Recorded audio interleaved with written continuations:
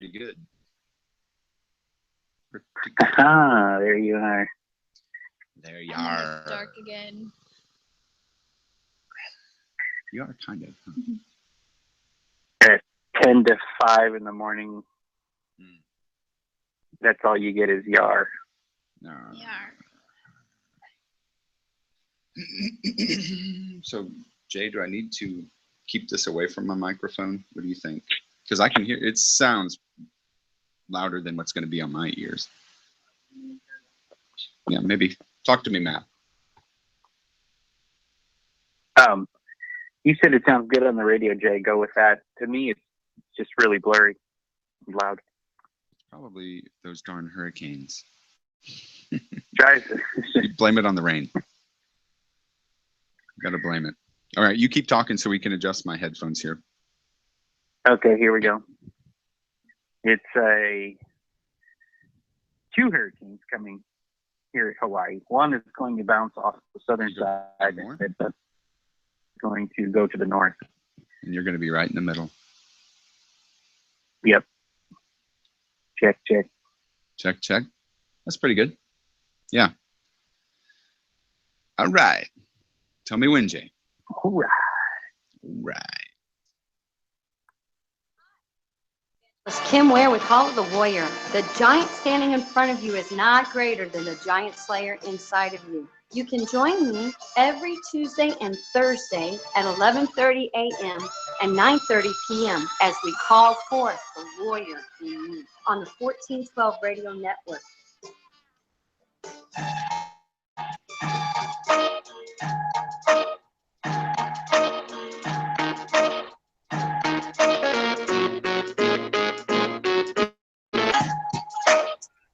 Starting soon, everyone.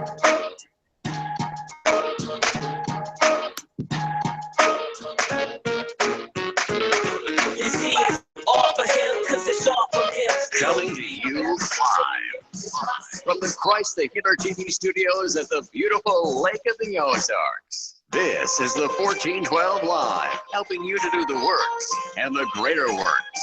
Here's your host, Don Allen. Hey, it's Wednesday, 68 days. That's it. 68 days and counting until the national elections here in the United States. 68 days. That's it. What's going to be revealed in the next 68 days? Well, will the 4 million evangelicals fail to vote again in this election cycle, handing it over to the Democratic Party once again? Does WikiLeaks really have an October surprise coming that's going to sink Hillary Clinton? Can anything sink Hillary Clinton? Where do the candidates stand on all the issues that affect believers' lives today? Where do believers stand on the issues and the candidates? So many questions, so little time. I'm your host, Don Allen. To help me sort all of this out today, I've brought in the Tower of Tattoos all the way from Sunrise Beach, Missouri. Shy's with us today. Good morning. Good to have you back again. We missed you last week. It's good to be back. I missed it also. We missed you. We missed you. Kirk DeMar stepped in, but you know, he doesn't have the hair to sit in the chair. Ayo. No, he doesn't have the hair to sit in the chair. I'm sorry. He's bald and beautiful, but he doesn't have the hair. We're also joined today all the way from the Big Island, Hawaii, rocking you like a hurricane. Matt today from Skype, the co-founder of this ministry. Matt's with us today. Welcome. He's with us today. Here I am. Here he is, rocking you like a hurricane. He's got two of them. Riding the storm out. Riding the storm out. We could go on and on with those references, that's for sure. Let's jump right into this one today. Friends, the only reason that we're taking this route on this program is because it would seem to me that the believers might be some of the most uninformed voters on the planet today. Seems to be that way. It seems to be that way. I'm trying not to accuse anybody, but it would seem to me that it's that way. In the last election cycle, 4 million evangelicals did not vote because they did not want to vote for Obama, and they didn't like Mitt Romney because he was a Mormon. To cast a vote for either one of these was to bend their beliefs and either support someone who they know that holds policies that go against Christians and Christianity, or vote for a guy whose beliefs don't line up with my Christian beliefs. And so I'm just not going to vote. People said, I don't want to vote for the lesser of two evils, the lesser of two evils. And that's exactly what people are saying today, that I shouldn't have to vote for the lesser of two evils. Well, we're going to discuss that very statement later on in the program today. But overall, one vote isn't so important, and that's true. But it is the collective votes of 4 million individuals who failed to show up and participate. I mean, we are the body of Christ. And it's sad to me that the one time that we actually stood up and collectively did something was to stand up and not do anything. That's how we came together as the body of Christ, is that we stood up. I mean, that's really how we're going to unite. We finally came together in agreement, and let's not vote. That's how we're going to be remembered. The body of Christ finally came together today in unity in the body of peace and did nothing. They did nothing. So I've been sitting here wondering about this. If Romney had won the vote in the last election cycle, do you think we'd have gay marriage today? I mean, I'm just throwing this stuff out there. This is some of the thoughts that I've been thinking about. Do you think that the White House would be telling ministers that they have to lay aside their beliefs and perform gay wedding ceremonies, and if you don't, we're going to shut you down? I mean, do you think that would be happening if we had a President Mitt Romney and not President Barack Hussein Obama? If Romney had been sitting in the White House for the past 3.5 years, do you think that we would have gay pride colors shining on the White House at any point at all? Would Black lives still matter? I guess that's probably not the way to say that, but would we have Black lives matter? The group. Black you lives do matter. would still matter. Yeah. Of course you do. You know I'm a smart aleck, but God forbid if a Mormon was in the White House, would we have gays and lesbians standing in the pulpit of churches? I mean, if this Mormon had been elected president of these United States, do you think that we would have businesses being sued and forced to go out of business because they refused to bake a gay wedding cake? I didn't know cakes cared, but I guess maybe they do.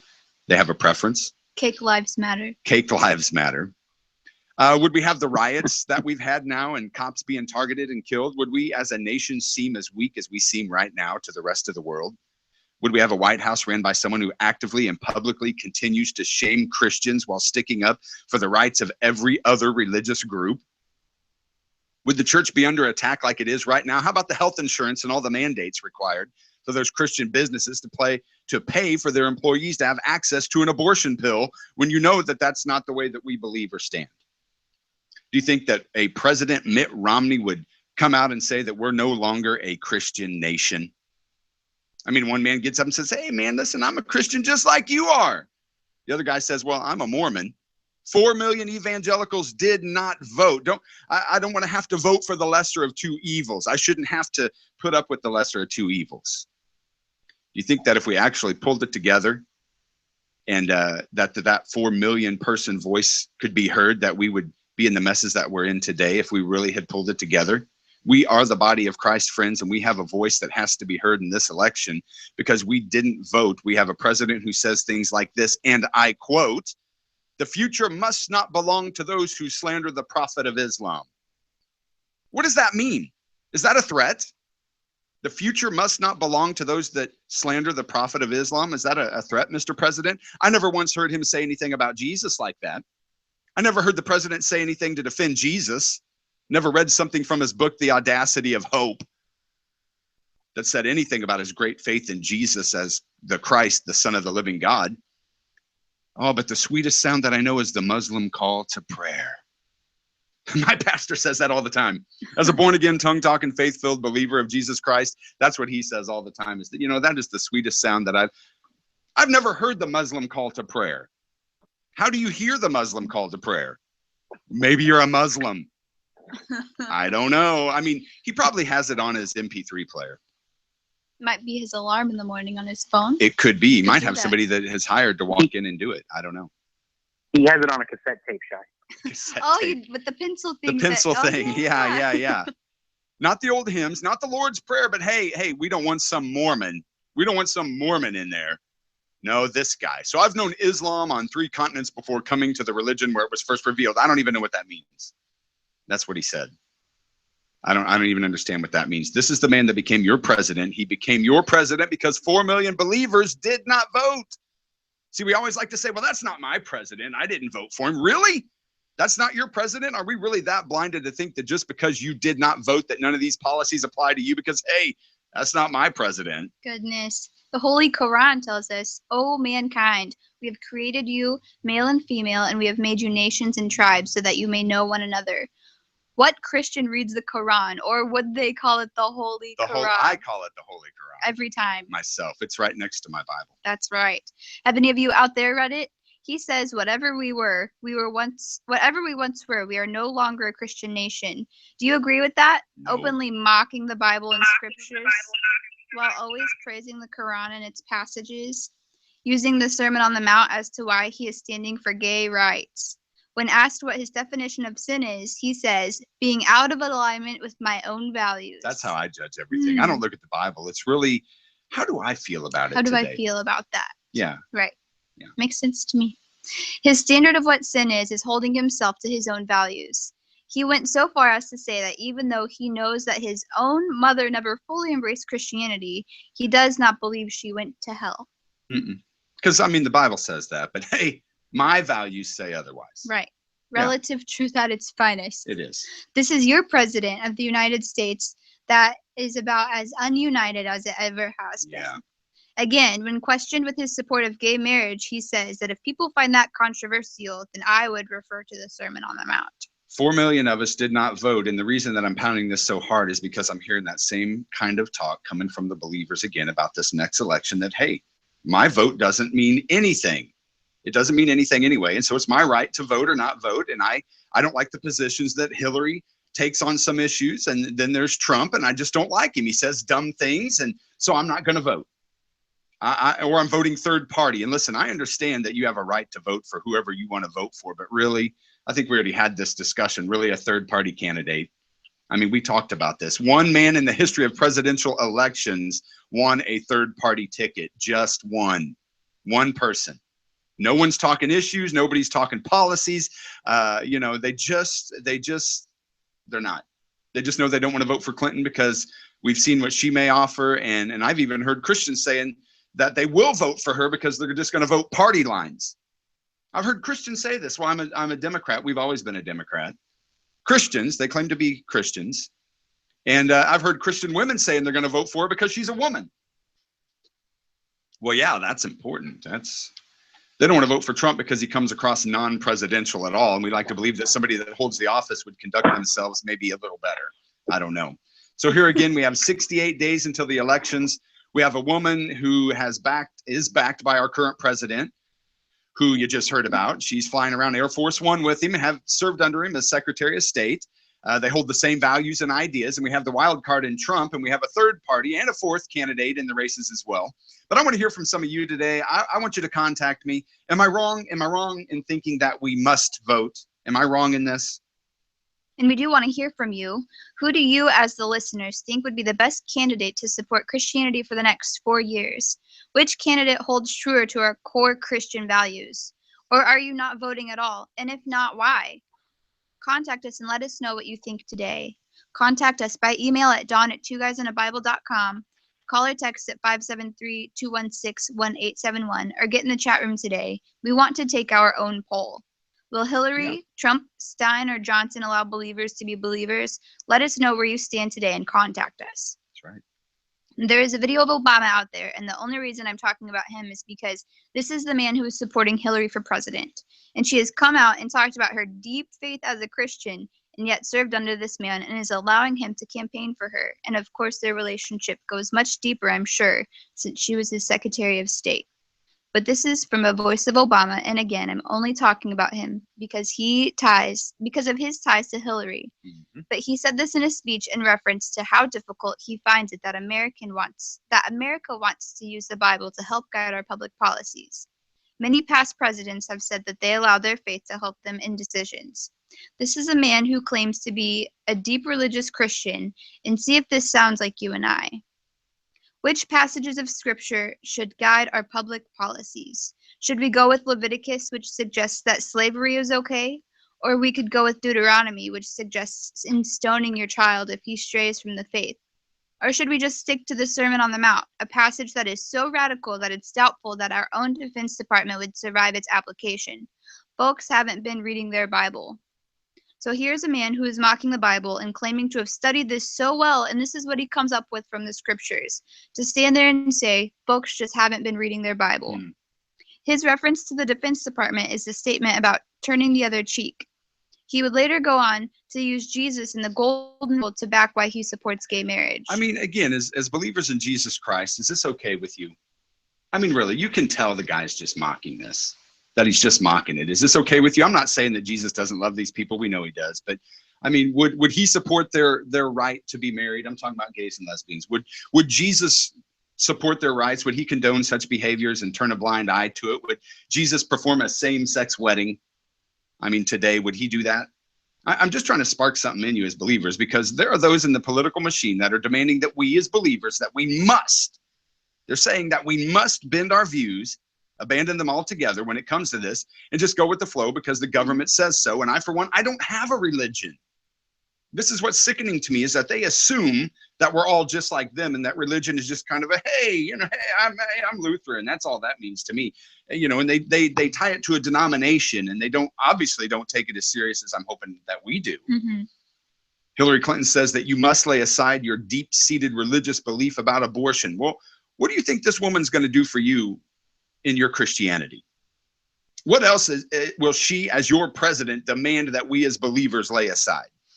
What's next? Our stance on gays and lesbians? I guarantee you that's where she's going next. What else? Because once you get started, it is a slippery slope, my friends. People are never satisfied with getting you to lose one right.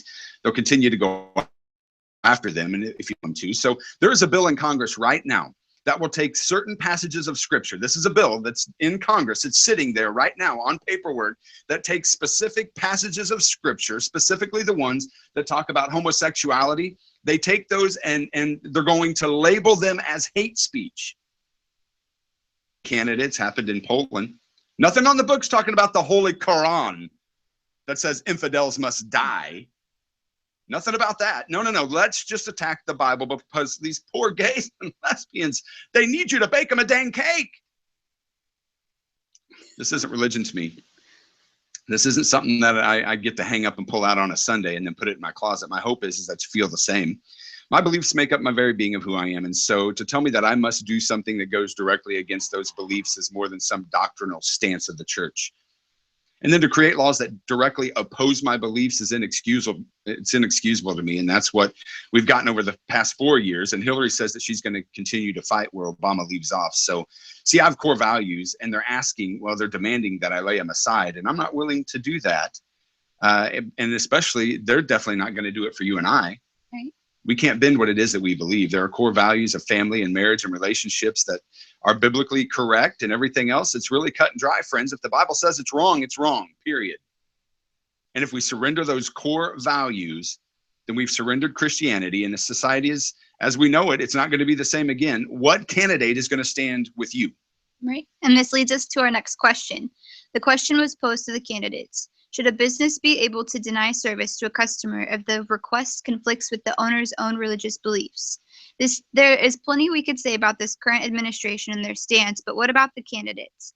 Again, here's where they stand on gay marriage, because this is what's behind the next topic.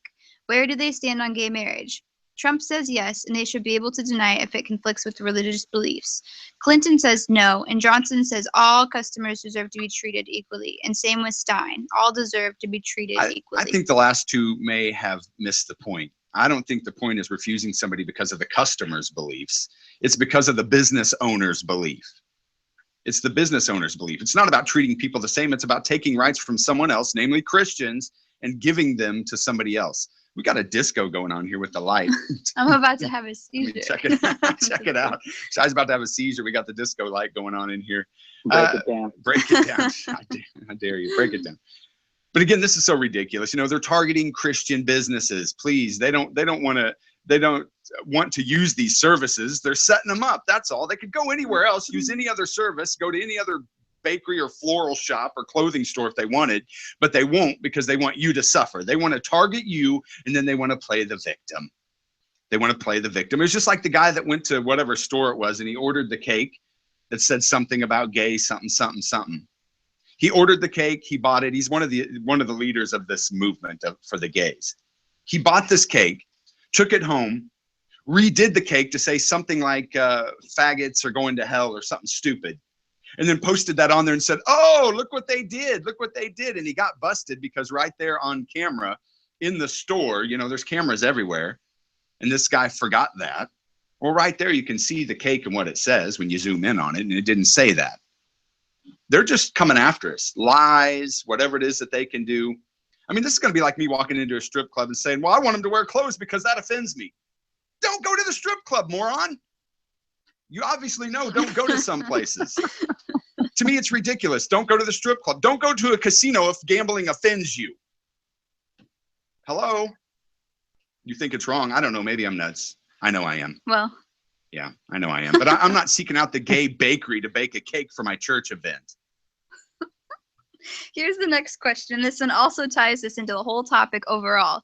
Should gender identity be added to anti-discrimination laws?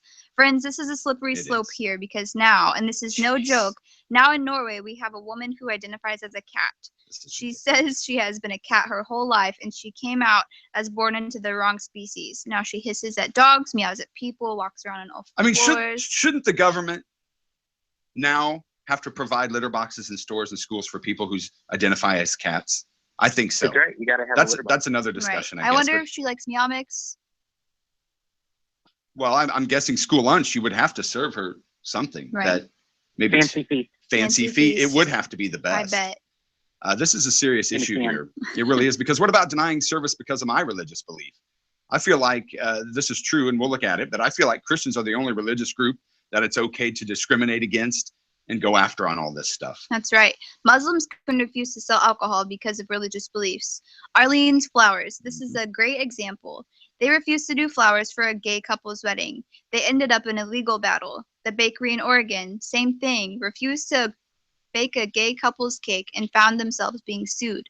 But a Muslim owned a bakery in Michigan and refused to bake a cake for gays and nothing. As a matter of fact, someone videos this encounter with these Muslims, and as always, are being called out for setting up these poor Muslims.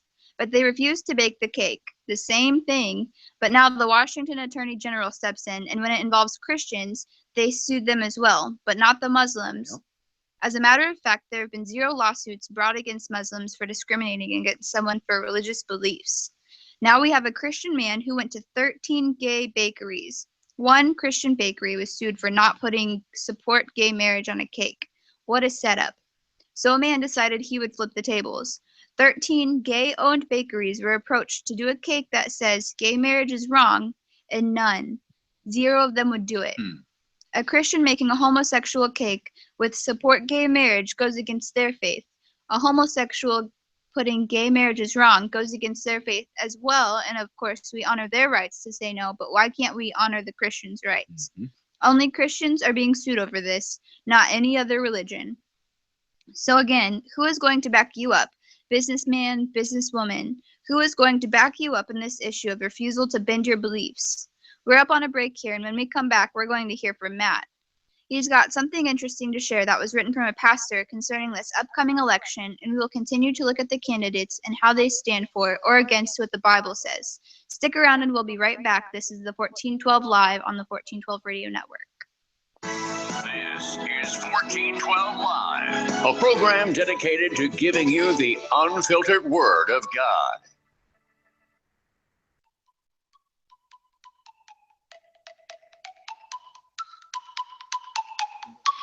What does Jesus listen for? You. Talk to him. This is the 1412.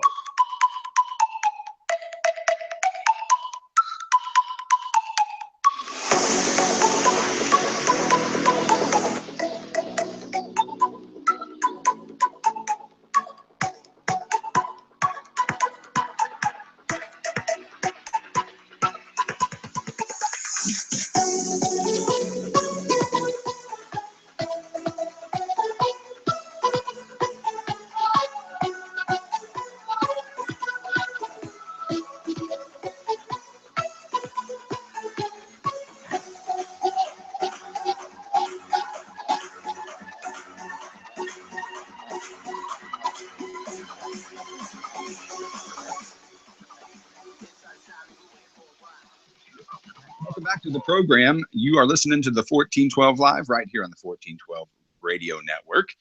Email Don at TwoGuysAndABible.com. Text 573-216-1871. Get in the chat room. Post there on the live video stream. Matt's there. I'm your host, Don Allen. joined in the studios by Shai. We have Matt with us via Skype from the big island of Hawaii. We've been looking at all the real issues here and where the candidates stand on these issues as far as from a Christian perspective. And we've looked at abortion and where they stand, religious freedoms, gay marriage, policies that directly affect the church as a whole.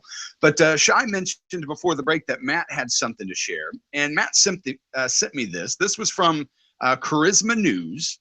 And this is Dr. Jim Garlow from Skyline Church in San Diego. And it's an article that says if you are on the fence about who to vote for. And I want Matt to read that article, if you would. I thought it brought up some really good common sense issues here. It was excellent. And, of course, we got to make our endorsement. We here at the 1412 are not endorsing or telling you to vote for any particular candidate. But simply, we're telling you, if you're out there, do your own thinking, research, look at this. Are you going to be better off? Let's put it this way. Is the body of Christ, is America, forget just talking about the people who go to church, is America going to be better off moving forward with this candidate or with this candidate? And we want to talk about the various things that's going to move us forward. Just a couple of comments on what you guys talked about. You know, everybody knows this good and well. Which candidate is going to help get the government out of your way? And especially if we don't make it an issue about anything else, who is going to allow you to operate in freedom and in liberty and get out of your way and not put more restrictions on you? Well, we know which candidate has a history in their party has a history of putting restrictions and getting in the way. We know one of the candidates has promised to get rid of a lot of the government intervention. So I just wanted to mention that from the first, before the break we had. You guys did an excellent job there. But just as Donnie said, yeah, this is Pastor Jim Garlow at Skyline Church in San Diego, and put out this article on Charisma magazine. And he made a couple great points. If you guys want to comment on each one, I'll just bring them up. He said, number one, read the platform. Read the platform, publicly available. The Democratic platform, 51 pages. The Republican platform, 54 pages. Go and read them. Very, very clear. Find out which platform aligns with your values. Which one do you like? Which one is maybe, and this goes to the point, I guess, Donnie, you have a lot of people coming to you talking about not voting because they're upset their guy didn't get in. Right. And they're looking at it and they're going, well, there's nobody to vote for. I've heard that. I just heard people who have voted for 30 years and they're saying, I'm not sure, I'm not going to vote this time. Right. That being said, they're voting. When you're not voting, I agree. You're voting. People not showing up. I don't know how you live in a country that's free. You have the right to vote, and then you don't go exercise that because you don't like who's in there. Go with the platform. Which one is more aligned to your beliefs? I think he says in this article, and he makes a great point, that 75%,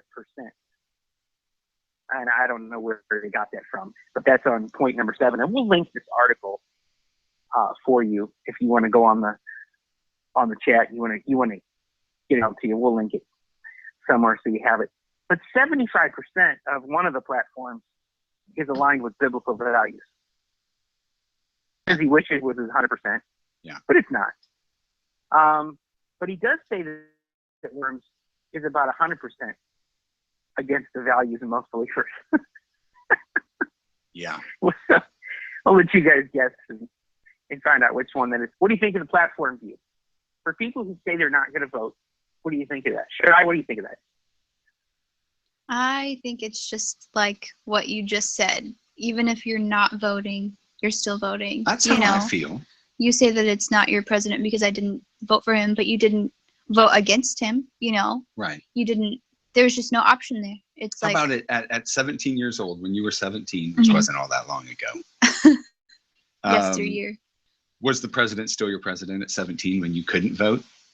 I mean, yes and no. Yeah, I mean, you didn't know. I didn't know. There were policies and things that happened that somehow affected your life, Right. whether you knew it or not. Right. And You I know, mean, it through would your affect parents or it. through family. I knew it would affect my future, Right. you know.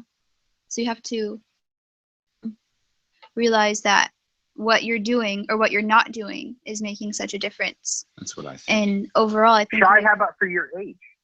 What are people? Are your people you work with, people around that are your age? Are they gonna go vote?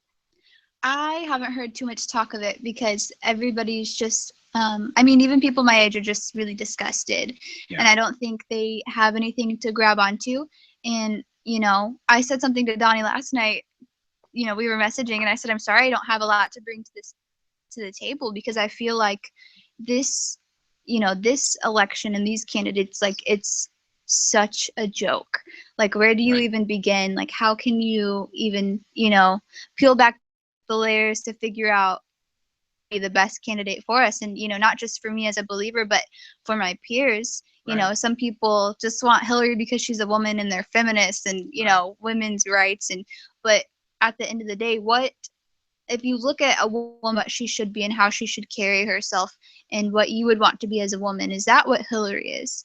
You know, and not just because that's her DNA makeup, is she's a woman. And I just think that we really need to do our research and not just say, okay, well, I'm a Republican because that's what my family is, or I'm a Democrat because that's just how it's always been. I think Kirk talked a little bit about that on Thursday, is that it just really is so important that you find what lines up with your beliefs and your values, and that your vote does make a difference, you know. And it's so detrimental to not vote because you're giving the greater evil that much more power, you know. Right.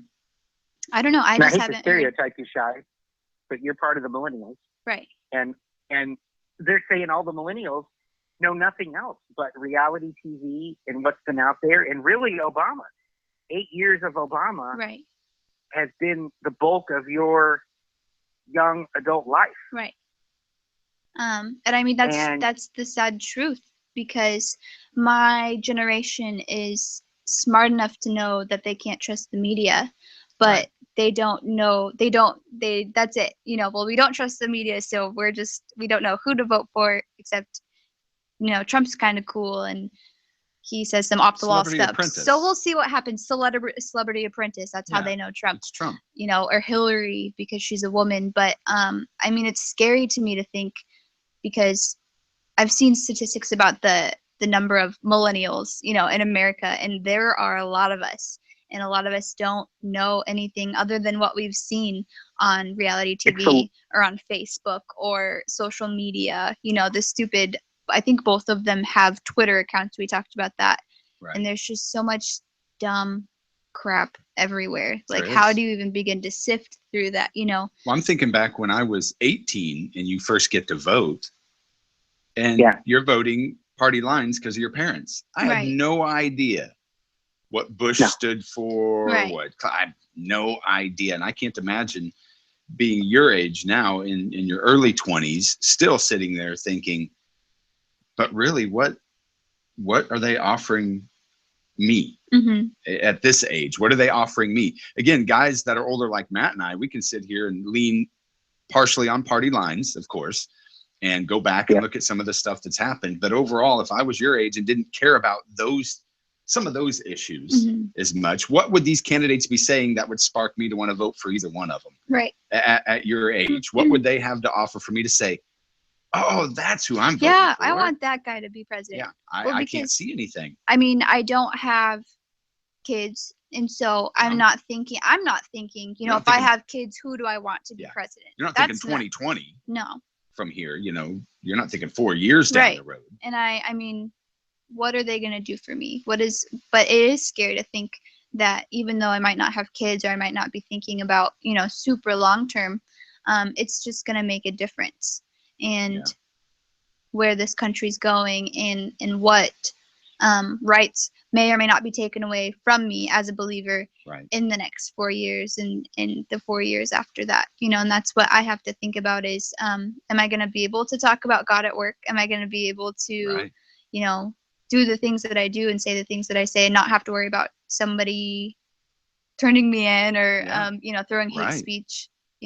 That's hate speech that you're talking about, but it's not. I'm just spreading the gospel. It's love. Yeah. And so for young people who aren't believers or who just don't know what to do, I would just really encourage them to do some research other than social media and,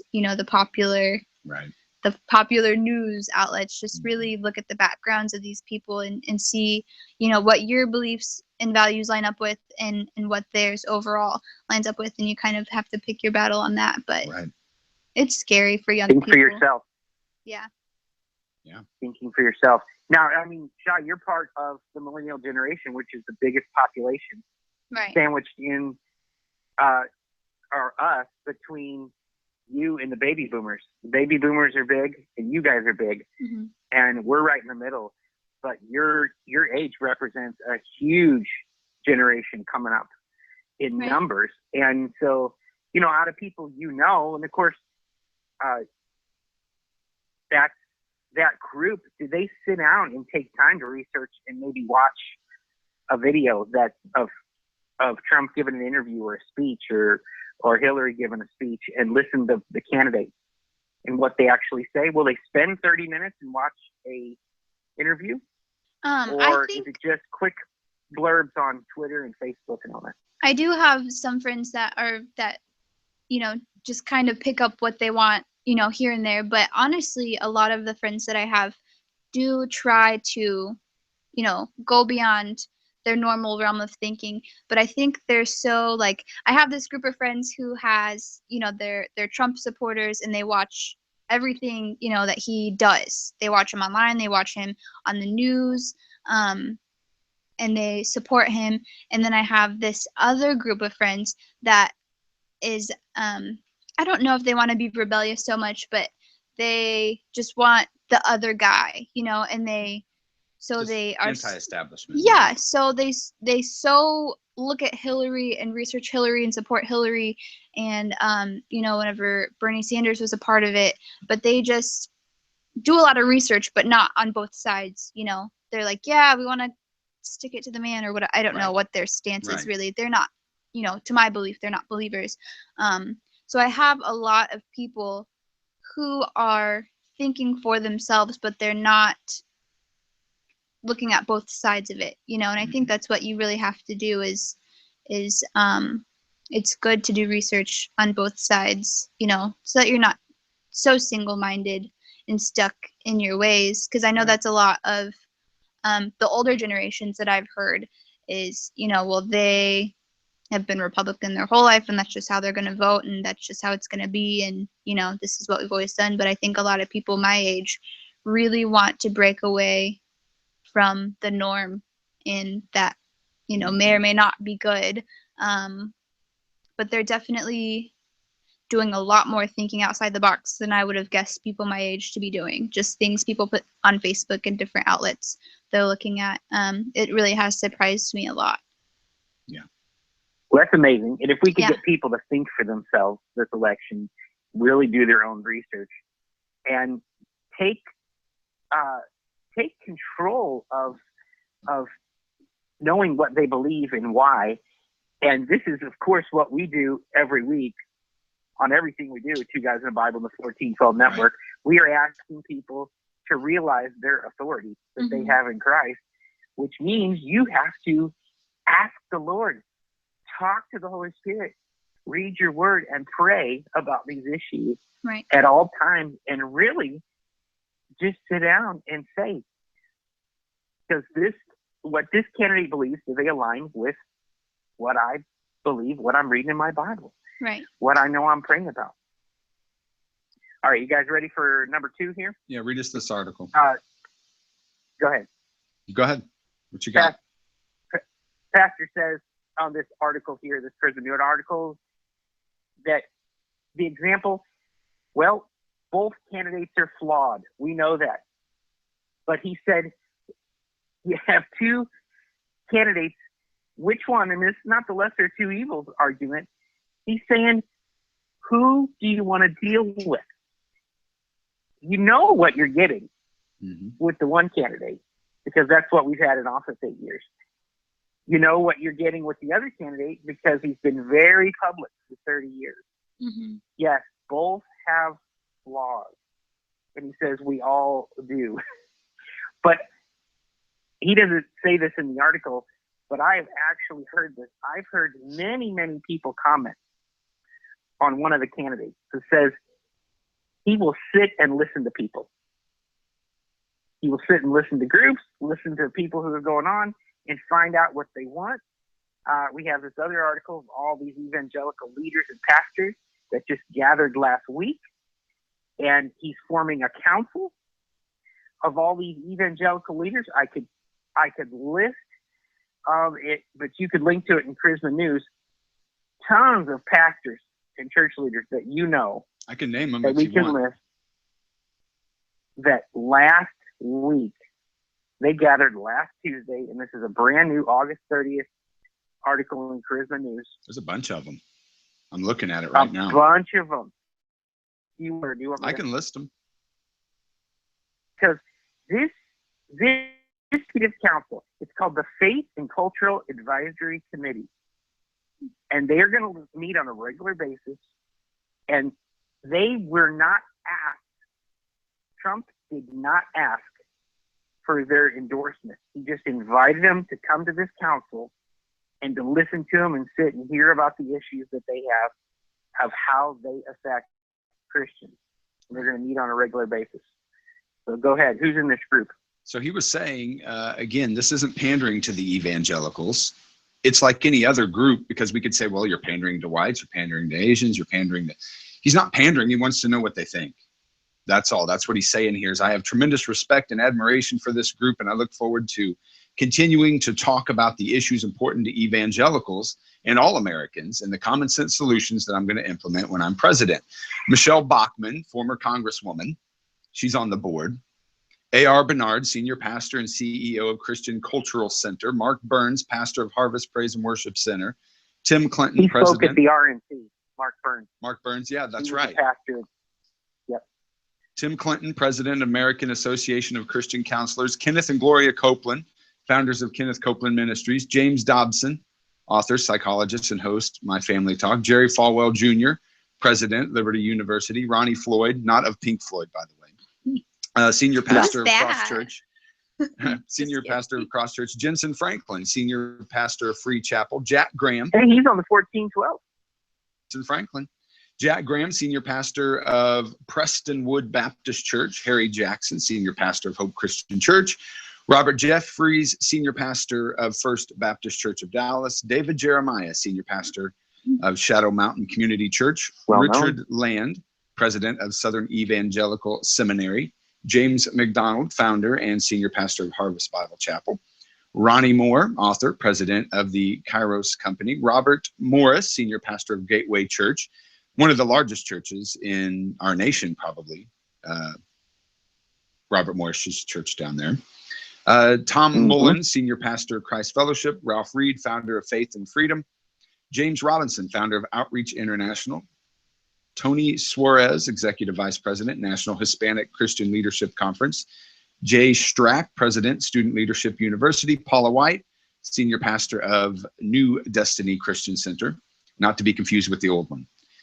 Tom Winters, attorney, Winters and Kings Incorporated. Celia Yates, attorney, Yates and Yates. So there you go. And the only reason I wanted to mention them is because we look to these people to counsel and to give us hope and speak into our lives. And we go to their seminars and we listen to their programs and we watch their TV shows and we trust these people. And gosh, did you hear about the prophecy that Kenneth Copeland put out? Gosh, did you hear what Gloria Copeland said? Hey, did you watch Jensen Franklin? And yet when it comes to this matter, are we still going to listen to these people and trust them? Because whatever Trump's motives would be behind the scenes, I want to know that I have a guy that's going to be by these people. Because some of these people I know and I like and I trust. And so I want to know that, because again, I'm looking at somebody being surrounded by where's Hillary's list of her evangelical leaders that are surrounding her, speaking into her life? Oh, aren't any. There are none. Well, there you go. I mean, that kind of says a lot to me. I've listened to interviews with him where he's talking to leaders and they comment on how much he takes time to listen to what they're saying. Yeah. You know, or you have on the other side, people want to know, well, are you with me? Right. Are you with her? Do you want what her policy is, what her agenda Yeah. is? Yeah. No. Last I heard, this was America for the people, by the people. I still think we're there. I still think that that's possible. All right, you ready to go to this one? All right, what do you got? got? Pastor makes a great analogy. He says right here, this is our third one. He brings out the example of his late wife's remarkable and much loved oncologist. Okay, they went to the oncologist and he said, don't take Carol for that alternative, non-FDA approved treatment. And the guy asked, why not? And he said, the unknown.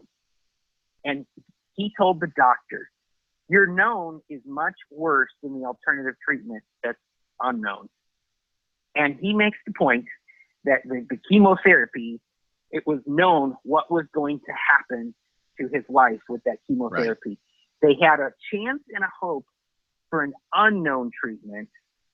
And as the story goes, it extended her life and she had a much better quality of life.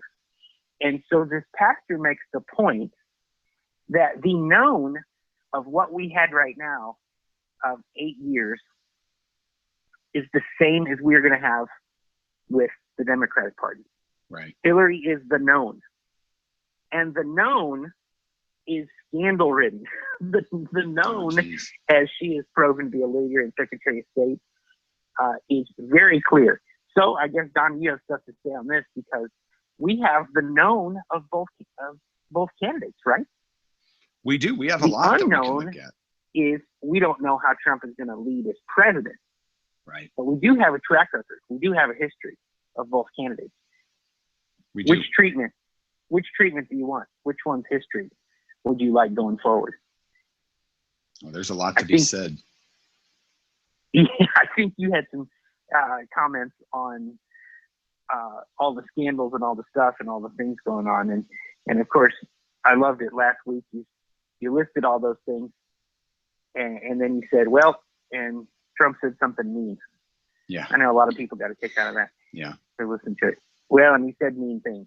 Yeah. So his history, he's been a big mouth and he said some wrong things and stuck his foot in his mouth a lot of times. Yeah.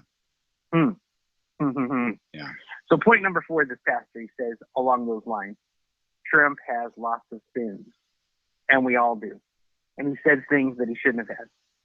And he makes no attempt to defend any of those things. But you have to go back to the track record. And the good thing these days is we have a nice track record, as I've been mentioning, of YouTube videos where you can just listen firsthand to what the people have said. You don't have to take Fox News or CNN or anything like that. There is video after video or video with the candidates in their own words. So he didn't say this in the article, but I'm saying it to you guys. Start to do your research. Look at he says, continuous string of horrific scandals of the Clintons. And it is true. We didn't get to mention this last week, but there is a documentary out there called Clinton Cash. Mm-hmm. And it is not a religious thing whatsoever. Everyone needs to go watch that movie. It is public record documentation of what happened with the Clinton Foundation over these past years. And the pay for play scandal, as people call it. But this documentary outlines about 6 things that have happened where Hillary, as Secretary of State, has abused her power. And it even if you're not, I'm just encouraging you guys out there. Let's say you're on this, I'm not going to vote. I don't have a candidate. There's nobody in here who I want to vote for. you gotta watch that video. You gotta look at that, because not voting, that's what you're putting in. And as this pastor mentions, that is the known. We have a real detailed track record of what's going on. All right, Shai, I'm not stopping to get your input on this. What do you think of from your generation, from that? What do you think of those comments about the known, about what we've had governing this country? Do you hear from your friends? Do you hear from people you talk to? You're in the restaurant industry. When people come in, they all talk about this kind of stuff. Are they happy with where they're at? Do they feel like America is prospering and going forward under the current 8 years that we've had? What do you hear out on the street? You mentioned to me how miserable people seem this year. Yeah, people have seemed awful. I mean, guys, understand this. Shai works in a tourist industry here. We're at a tourist industry where people come to vacation and have fun and go out in the boat and play on the lake and get to go out to eat. And you've been telling me these people have been mad and miserable. Miserable, horrible attitudes. Tipping is terrible. Tipping has been terrible across the board. You know, we have industry people like to stick together. So we have people who are in relationships that work in different restaurants and just friends and things like that. And we have, fine dining all the way down to the crazy lake bars. And they said that all the way across the board, people have been just had bad attitudes and tipping poorly. And this is while they're on vacation. Awful. This is why people are on vacation. Yeah, and it even seems like, this is kind of a little bit off topic, but the family dynamic is so like off the wall. You know, parents come in with their kids and their kids are just acting crazy and they're not doing anything. And I mean, that's normal in restaurants, but it seems like everybody is just distressed, all the way across the board. And I have heard nothing but bad things about America and where we are now and where we're going. And, we're just going to hell in a handbasket. It's over. This is the end. And I mean, I believe are close to the end, not just America, but overall, but biblically speaking. But as far as having any hope for the future, it would seem that, people are trying to make it, well, it might not be so bad, but the general consensus of what I hear is that, we're doomed with either one because they're both, characters. They're both characters. So I've heard nothing but negativity and gloom and doom talk, with both of them. Even people who support either one are like, well, I guess the lesser of the evils, but nothing positive about, God could turn the situation around. America might have a chance. Yeah, no, it's been awful. So do you think that a president can fix that? Do people you hear talking about that, do they think a president can actually fix that and turn that around? No, they think that all of the damage has been done and here going forward, it's either going to stay where it's at right now or it's just going to get worse. Nobody thinks that we can have a turnaround or that things will get better. Like maybe they won't be as bad depending on who ends up in the seat, but it's not going to get any better. Right. So whose policies are going to move us forward as a country to help out things like that, economy and go. And this pastor makes the point. We have a known track record of what has happened the last 8 years of these leadership. And she's Secretary of State. Okay. So this is not like somebody that came out of the woodwork. And that. But Hillary was in leadership. So we are going to get the known with her. And so you're getting the sense that people don't want what we've had the last 8 years. Right. Even though we all know it's still Bush's fault. Everything's Bush's fault. Of course it is. Which just kind of leads us into the fifth thing that this guy said here is that Trump is slowly being surrounded by increasingly good people. He said, from time to time, I receive encouraging calls regarding this. Can these good people impact Trump? We'll see, he said. In contrast, I see no reason for encouragement regarding the people who surround Hillary.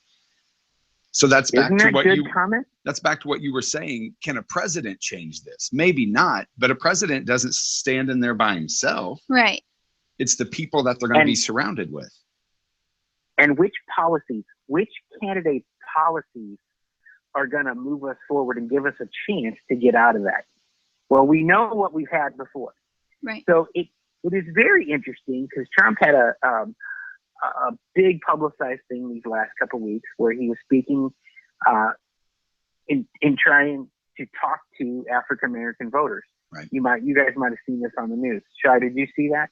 I think I caught a headline or something while I was making coffee the other day, but I didn't watch any. And it was really taken out of context, but he spoke to the crowd and he was making the point under Democratic control and leadership, the inner cities and many of the different races that are struggling and have been struggling for 50 years, it has been under Democratic leadership. Right. So he made the point, what do you got to lose by going with new leadership? What do they have to lose by going with a new policy that might give them a hope to get out of the struggle? And it's all about the policies. Well, and I remember, whenever Obama was running and everybody wanted to vote for Obama because he was black. They didn't look at what he stood for or what that might bring in the future. They just voted for him because he was black. But I think, that I don't know what Obama did for black people. I don't see anything that voting for Obama helped them in their oppression or helped 8 racism. years of having the black president, if that's what you voted along those lines, then why is there a Black Lives Matter movement? Right. Because it appears to me that in 8 years, that must have gotten really, really bad for them. Right. It's even worse than that. To have to do this. Statistics just came out this week, government statistics about the black African American community under Obama 8 years. Home ownership down, unemployment is up. There's just a host of statistics this week that prove that they are not better under this last 8 years. Right. And you're going to get more of the same. Well, and that's what I think. We can't just look at the surface. Everybody voted for Obama because he was black. Yeah, rock star. He was kind of cool. Right. He was cool. And so Hillary is the woman. So let's have a woman. We just had a black president. Let's have a woman president. And then what does Trump look like, other than great hair? Looks like a fake tan. Republican, white, Anglo-Saxon, normal. Right. Same old, same old. I mean, that's what, if you were to look at it. Right. But we can't just right, go by what we look at. Right. You guys ready to go on to number 6? All right. We already talked about this. Which platform is more aligned? This pastor said 75% of the issues are good on one side, 100% on one side are wrong and against what you really believe.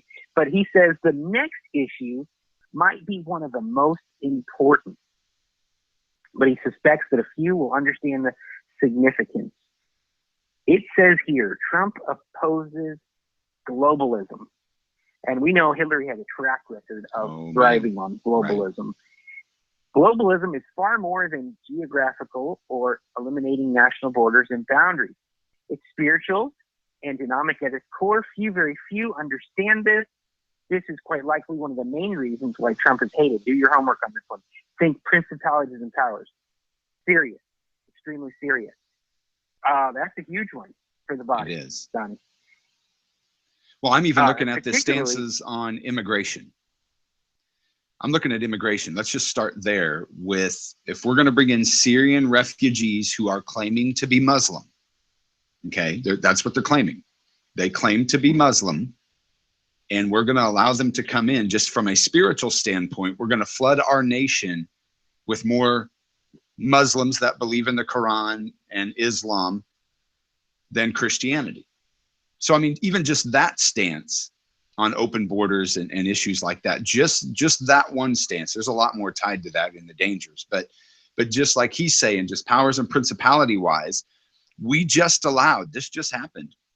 10,000 new powers and principalities just walked into the United States the other day, by the way, under Obama. We just allowed 10,000 more Syrian refugees into the United States to be dispersed into our communities. Again, so if you would go and look at, where is it? Is it up in Michigan? Dearborn, Michigan? totally overtaken by Muslims. They have communities that Christians are not allowed to go into. They have city councils that are 5-seat city councils that are all Muslim, and no Christians, no American background there. It's all refugees that have come in. There's so many of them that they were able to vote out the Americans and put in a Muslim community, and it's called a no-go zone. You're not allowed. There's signs that tell you, as a Christian, you don't get to walk down this block. City ordinances in the United States to discriminate against Christians. Oh, sure. But we can't merely set, one candidate is blasted for saying he's going to do extreme vetting. Right. That's crazy. And asked about this. But that is a huge point. That's a good point that this pastor makes. And it's something that's not talked about, as you've talked about extensively in the webinars with authority, and what we know about what our friends, about what the enemy does and all that. You can go back and watch all the webinars for that. Right. We already talked about number 8 that this pastor makes, how not voting is really not an option. Right. And this gets said every time, but if you don't vote, then don't complain. Right. But I've never met anybody who doesn't complain. Oh, right. Yeah. So just vote. Come on. At least then you have a say. You can do it. You already covered number 9. He says on number 9 that voting for a third-party candidate is a complete throwaway. Mm-hmm. I believe so. We won't cover. Yeah, you could cover that extensively. Come on. Who is going to get you further? Whose policies, whose platform, whose thing is going to move you forward and make sure you're not discriminated against? All right, number 10. Are you guys ready for this one? This is a biggie. We talked about it last week, but we did not go into depth on this. Which candidate is pro-life? Which one is for in support of pro-baby killing, the pastor says here?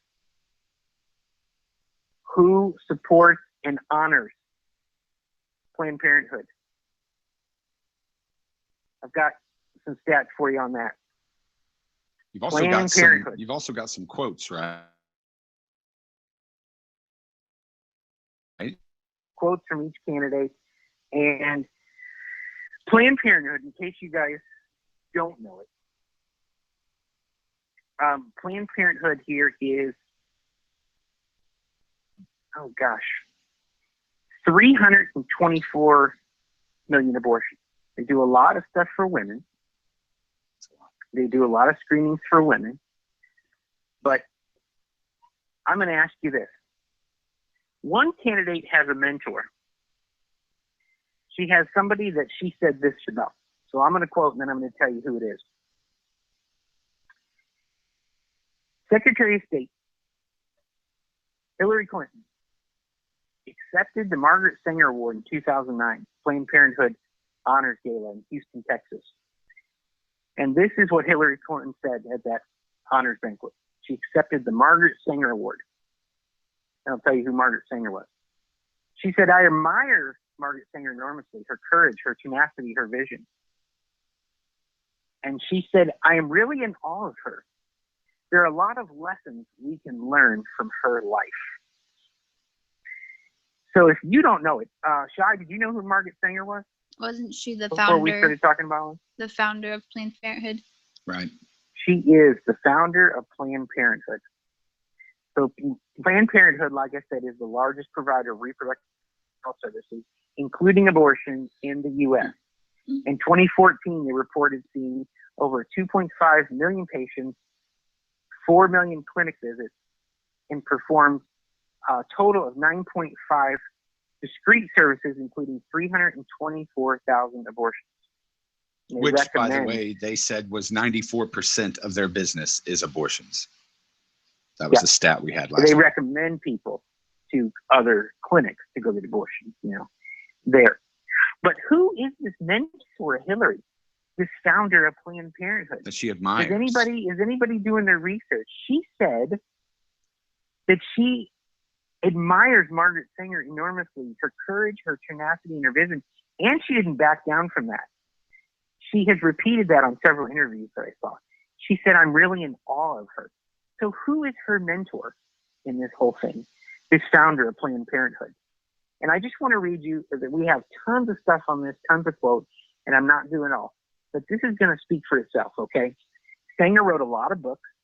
She did a lot of interviews. There's even interviews with her out there on YouTube. So you can go out there and research for yourself. But who is Hillary's mentor? This is what she said, the one she admires. Sanger wrote about the deterioration in human stock and the perpetuation of defects, delinquents, dependents. Lest you have any doubt about what this woman of so-called courage, tenacity meant, Sanger was committed to reducing the number of African Americans through contraception. And she said in her book, we should hire 3 or 4 colored ministers, preferably with social service backgrounds, with engaging personalities. And the most successful educational approach to the Negro is through the religious appeal. We don't want the word to go out that we want to exterminate the Negro population. And the minister is the man who can straighten out that idea if it ever occurs in our more rebellious members. If you guys don't know it, Margaret Sanger was for eugenics. This is the control of the population.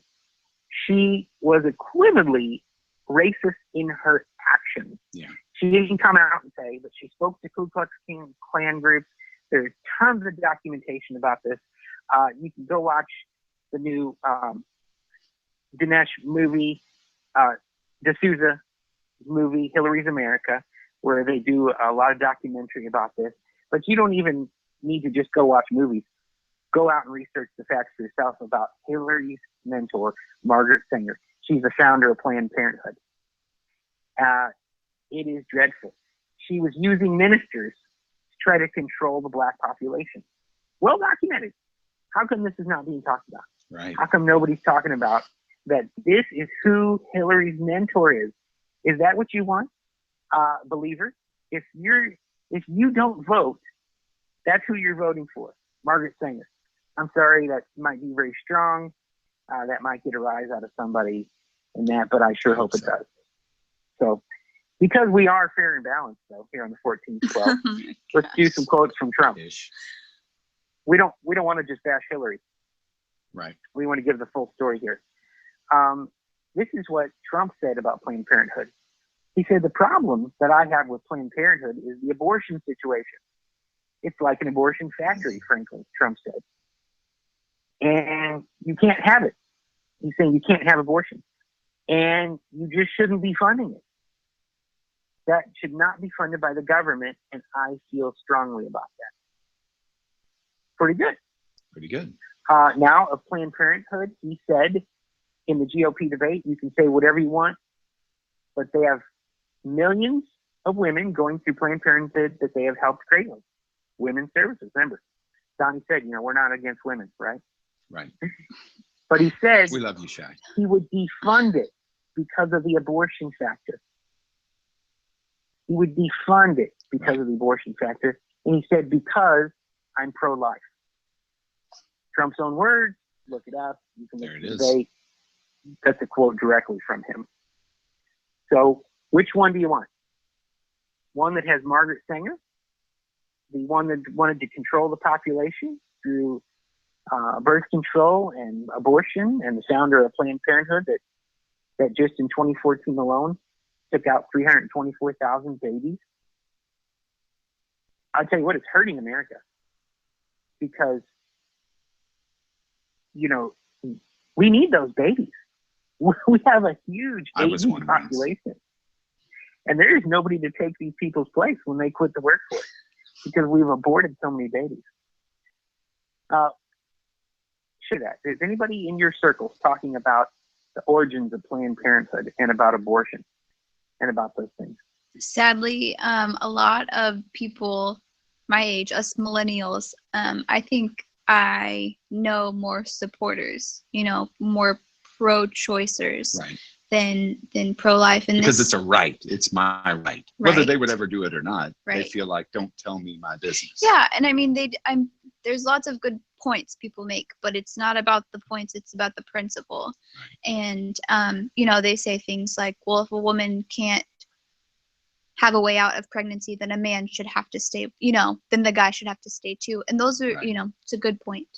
And I just don't see a lot of people who understand, not even just being a Christian and a believer, but in high school I wrote a lot of articles on pro-life because it's just something that I've really firmly believed in. And there's so much destruction and there's so much distress that your body goes through on its own.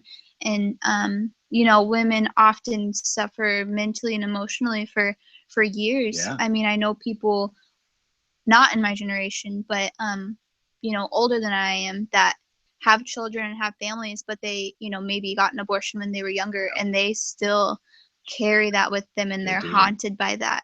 And I just don't think people really realize the importance of just the facts that is life inside of you. And what didn't Hillary say something? She talks about how it's not a baby, but she had said something.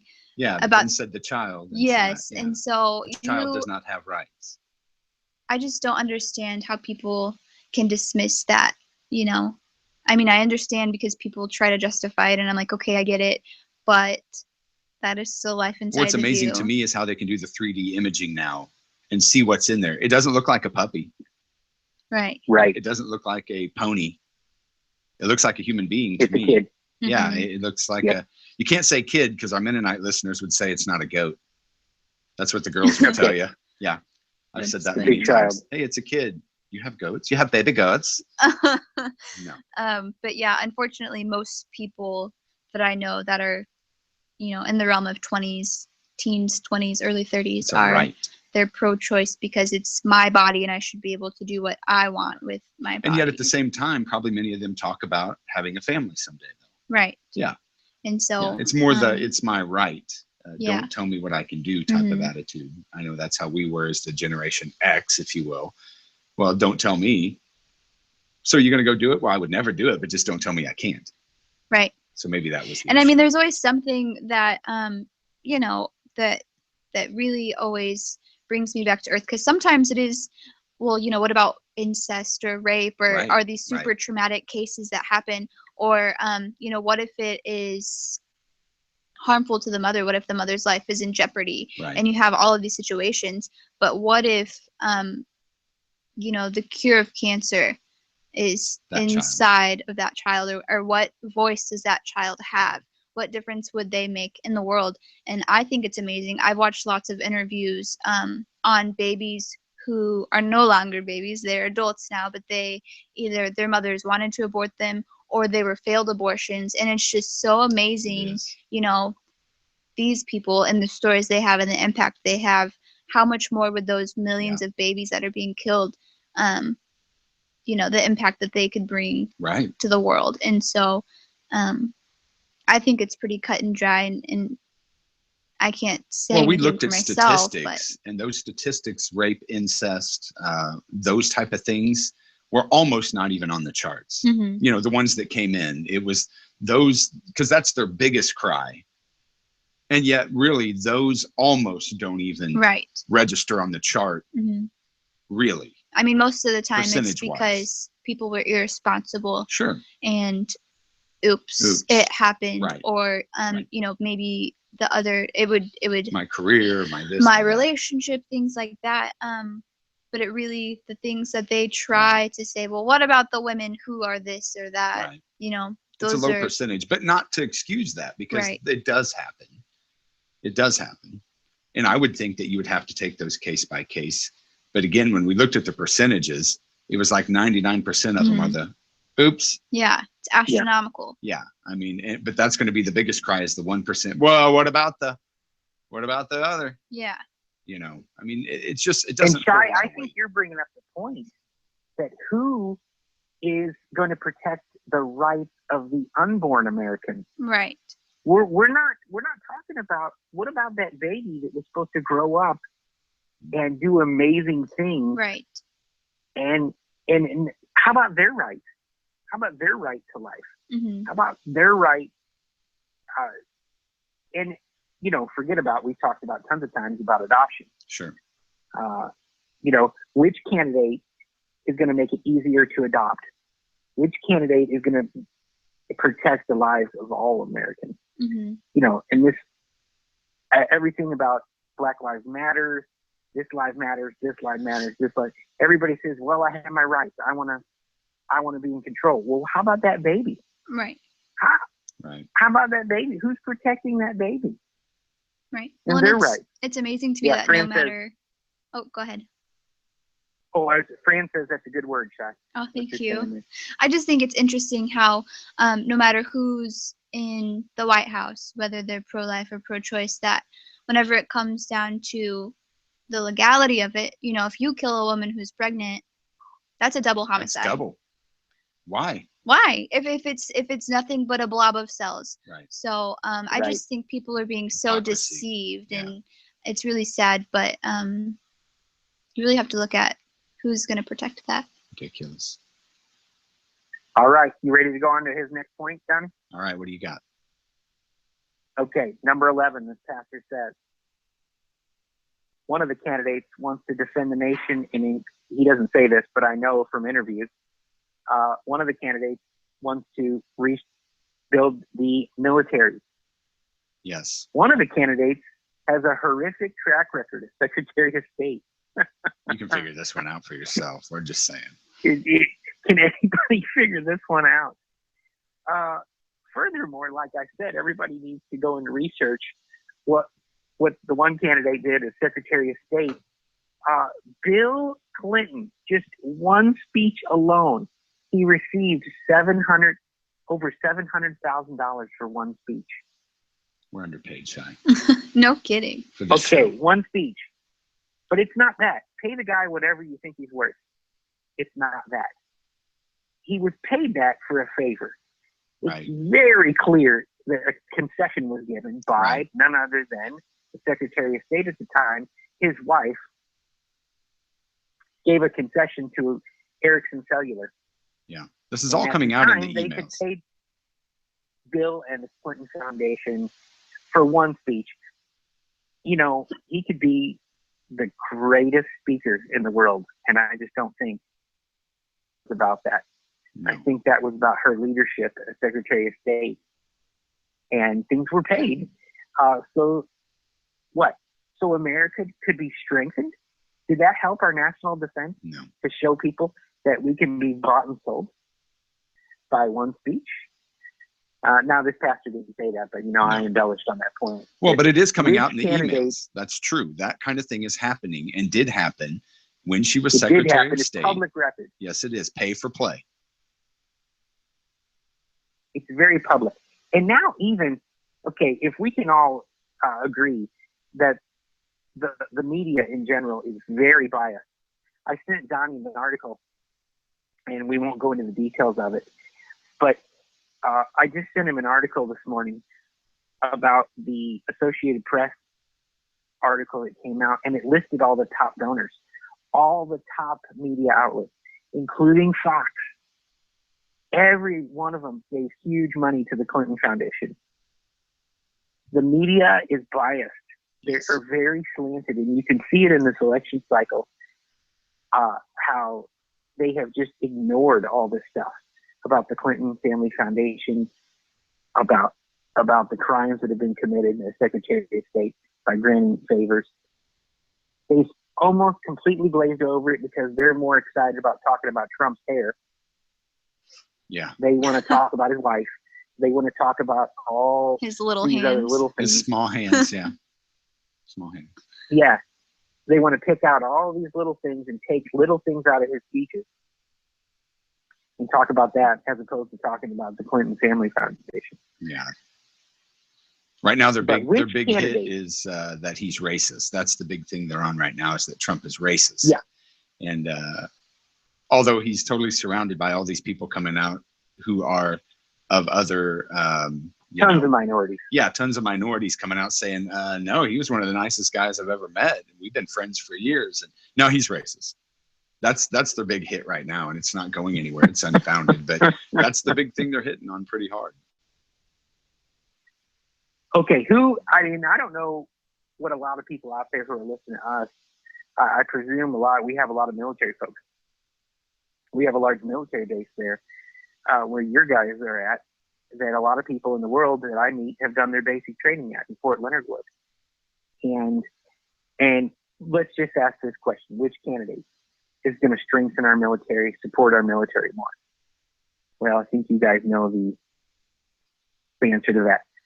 Okay, we're almost there. This next point this pastor makes is the same one that we've been talking about, that the one candidate claims that everything is fine in America. She's going to do the same. Yeah. We already talked about that a lot. Which candidate is going to try to heal us financially and move things forward and take the government restrictions off? You guys know that one already. And how about this next point? How about government spending? How about this week, Hillary came out and started talking about people having free college. I want to know what Shai thinks of this one. This is a biggie. Okay, Bernie Sanders almost won. If he had not been shut down by the DNC and not joined the party a little later, he won, I think, 22 states. Right. And he would have actually, if he would have had the momentum in the beginning, he would have took the nomination for the Democrats. He promised free college and forgiveness of student loans and all this stuff. I don't know where all the money's coming from. No. But now Hillary said this week in her speech, she wanted to work towards free college. So I don't know, how's that working, Shai? Who pays for that? How do people expect that? Well, I remember Bernie was in it to win it, and everybody was trying to feel the burn. That's what all of my all of my friends were college thing and free college, and I would, where does this come from? Are we just gonna print off free college, dude? Print up all the money to, because the colleges are still going to charge the $40,000, $50,000, $60,000 an hour. College tuition is at an all-time high right now across the country. Free, but free to who? Right. How? And what stipulations are those, and what does that look like for the staff members of the colleges? That's like, it reminded me, and I don't know much about it, but whenever Obama came out with all this healthcare stuff, what does that look like for doctors and their pay, and we see that working. Yeah. So I think people just grabbed on to the free college thing. Oh, listen, I would love it if right now in this town they said free steak. We're just going to give away free steak for everybody. I mean, awesome, but somebody's still got to pay for it, right? Yeah. I mean, it's coming from somewhere. Right. And so, I certainly don't know what that would look like, Talk about pandering to a group.